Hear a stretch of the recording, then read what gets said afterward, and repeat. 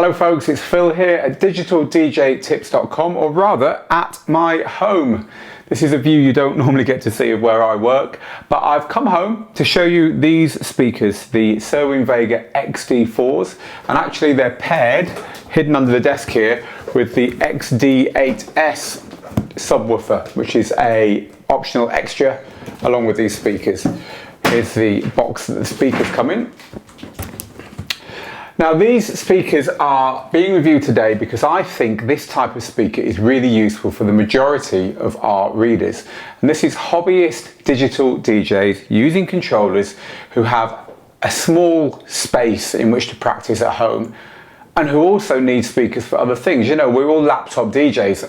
That's the word we use. Of course we mean computers. However, we're using the computer and we all have a need to have good sound with our computers as well. And that's what desktop speakers like these are made to do. They're made to deliver good sound for computer audio. But some manufacturers have gone further. Now Cerwin Vega, we've reviewed Cerwin Vega kind of top-end PA systems before, so these guys know about music. And there's a gap in the market just a little bit higher than your typical plastic cased desktop speakers. But below the kind of monitors back in the Digital DJ Tips studio where we record our training and when we do our reviews, we've got some really big KRK monitor speakers at the moment, which are a lot bigger than this, and they're going to look stupid on your desk. They probably won't fit. But also speakers like this have a little bit more flexibility, which is probably one of their best functions, which I'm going to talk to you about in a second. So what we have here is two Cerwin Vega XD4s, and as I say, just down here under the desk, I've got the woofer, which looks exactly like that picture there. It looks more or less like a desktop PC with a big fat grill on it here to stop you putting your foot through the speaker by mistake, and a front port there. The only real difference is from that shape. Because it's that shape, it's actually really useful because it's quite narrow and it'll tuck in anywhere.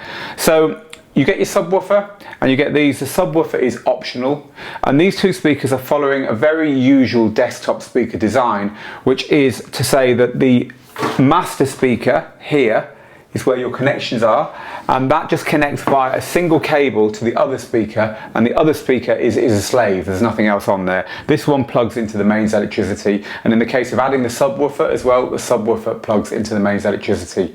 So people often say, well, if you're going to add a woofer to your main system to add that little bit of extra bass, how do you get it to work? How do you get it to fit in? Because your DJ controller or your computer only has one stereo output. Well, the stereo output from here or here goes to the woofer, and the woofer has multiple inputs, and then that has a lead that goes to these speakers. So in other words, you just plug into the woofer and then this system takes care of itself. So it's quite easy to set up in that respect. You plug this one into the mains, plug it into that one, you plug the subwoofer into the mains and plug the two speakers together.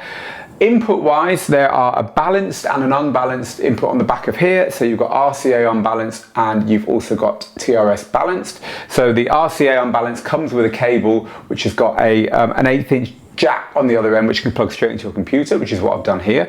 And then you've got the spare inputs for your DJ controller. If you do have the subwoofer, it all goes in there. If not, there's identical plugs on the back of there. But either way, you can plug lots of things in.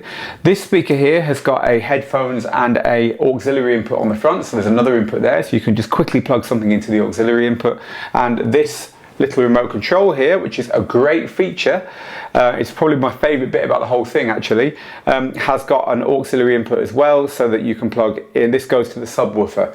So let me show you why I think this is great. By the way, this is made of metal, it's nice design. My one wobbles a little bit, which is a bit of a shame, but I guess that's just a kind of one-off thing, I would hope so. That is the thing I like the most about it, just because of the insane amount of control it gives you over your sound. So I'll show you what I mean. Here I have streaming music. I've got Google Play Music All Access, and I'll just start a tune playing on here. So I have a bit of house music playing here. If I turn the volume down on the main speaker all the way, you probably won't hear this on this tiny little microphone, but I've got a lot of bass going on there from the subwoofer. If I turn it on loud enough, you'll hear the windows rattling. So there's a lot of bass going on there, a lot of rattle. There you go. So this is how I've ended up using it. I turn everything up full, and then I use the volume control here. I've got the subwoofer set to about 1/3 actually, which is enough for this little office. I turn this up until it's just kind of rattling. Turn it down a little bit from there, and then turn the volume control up here to get the sound to where I like it, where I want it. And when it sounds sweet, and it does sound sweet by the way, it sounds awesome, you can use the control on here cleverly to turn everything down and up together. So in other words, I'm using both the volume controls together to get the balance between the subwoofer and the top speakers, and then this control here, right by where your mouse is, you know, gives you your overall balance and lets you turn things up and down as you're going on. And the reason I find that really good is that at home you're necessarily going to be listening to different things. I'm not just going to be DJing on my controller, for instance. I'm going to have background music on. I'm going to be doing music discovery on Spotify or whatever.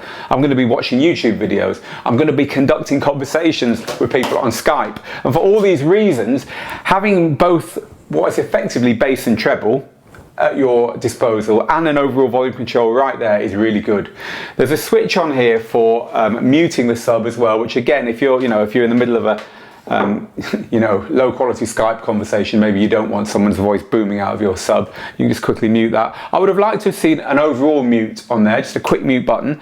There's no need for any switching of inputs, by the way, because anything you've got plugged in and playing will play through the system, so you just kind of like turn it off if you don't want to hear it. You know, I can't think of a better set of desktop speakers that we've ever reviewed. These are really nice. As you can see, they're well made. They're actually made of MDF. They are quite big. You know, I've got them by an iMac here, and they don't look small. If you've got them on a desk any smaller than this, then you might find that they're starting to dominate the room. But having said that, I work in a really small office here at home.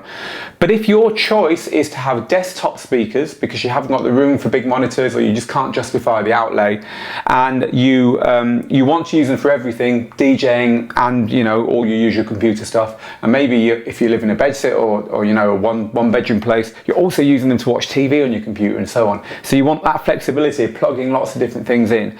I can thoroughly recommend them. They sound sweet, the bass is tight. There's a bass button on the back of here if you haven't got a subwoofer, just to give it a bit of extra punch. I was quite surprised with the bass out of these two little things actually. I found that the woofer was just adding a little extra something rather than completely transforming the sound, which is how it should be, I think.